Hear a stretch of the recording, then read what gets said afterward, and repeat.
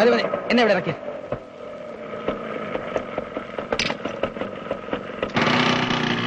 ഒരു സോഡ ഇങ്ങെടുത്തോ.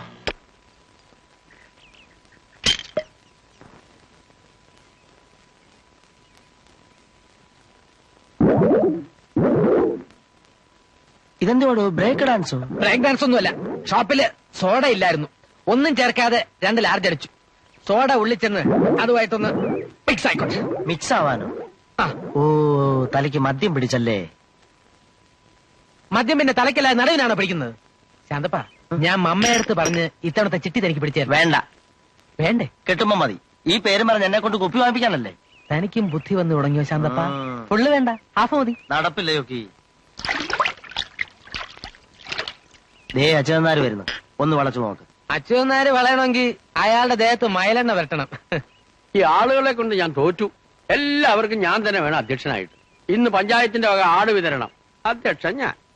നാളെ അമ്പലപ്പുഴ പ്രിയദർശന്റെ കവിതാപുസ്തകം പ്രകാശനം, അതിനും അധ്യക്ഷൻ ഞാൻ. വിട്ടോടിപ്പോയാലോ എന്ന് ആലോചിക്കാം. ചേട്ടന്റെ കോരിത്തരിപ്പിക്കുന്ന പ്രസംഗം ആളുകൾക്കൊരു ഹരമാ. അതൊക്കെ ശരിയാ ശാന്തപ്പ, പക്ഷെ എല്ലാത്തിനും വേണ്ട ഒരു അതിർ വരുമ്പ്. എനിക്കാണെങ്കിൽ പഴയതുപോലെ മേലാൻ താനും. അല്ല, ഉമ്മണി ആശാനെ കാണാനില്ലല്ലോ. ആശാൻ ചെറുപ്പം നിർത്തി പോയോ? ആശാന്റെ മോക്കൊരു കല്യാണാലോചന. ഓഹോ. അതിന് പീതാമ്പന്റെ അന്വേഷിച്ച് പോയിരിക്കുക. പീതാമ്പനാണോ വരൻ? പീതാമ്പൻ നല്ല വരൻ. പിന്നെ അവൻ ദല്ലാളോ? ഒരു സഹായി. സഹായി? എന്ത് സഹായി? ഒരു പൊതുയോഗോ മീറ്റിംഗോ പ്രസംഗമോ സംഘടിപ്പിക്കാൻ കഴിയാത്ത അവനെന്ത് സഹായിയാടോ? നേരാ, അങ്ങനെയുള്ള വട്ടൊന്നും പീതാംബരനില്ല. പ്രസംഗത്തിലല്ല, പ്രവർത്തനത്തിലാ പീതാംബരന് താല്പര്യം. എന്ത് പ്രവർത്തനത്തിനും ആവേശം വകാൻ ഒരു പ്രസംഗം അത്യാവശ്യമാണ് ചൊക്കി. എന്റെ പേര് ചൊക്കിന്നല്ല, ജൊക്കിന്ന. എല്ലാം കണക്ക് തന്നെ. അല്ലെങ്കിൽ തന്നെ മഹാന്മാരെന്താ ചോദിച്ചിരിക്കുന്നത്?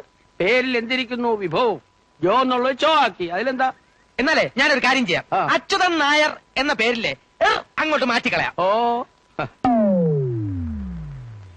ആ. നിനക്കൊരെല്ലു കൂടുതലാ. അതെയാ? ആ.